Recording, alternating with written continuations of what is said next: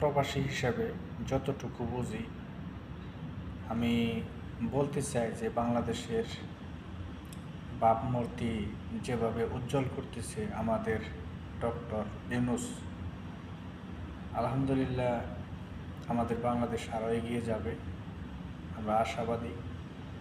তো সকলেই তাকে সহযোগিতা করেন, কারণ বাংলাদেশে বিগত 17 বছর প্রতিবাদ করার মতো কোনো মানুষ ছিল না। থাকলেও তারা প্রতিবাদ করতে নামতে পারত না মাঠে, কারণ সকলকেই মামলা মোকদ্দমার মধ্যে জড়িয়ে রাখতো, এই জন্যই ভয় পেত, মানুষকে আয়না করে বন্দি করে রাখতো। তো এখন মানুষের মনের ক্ষোভটা প্রকাশ করার জন্য সকলে রাস্তায় নামতে পারে, মনের কথা বলতে পারে।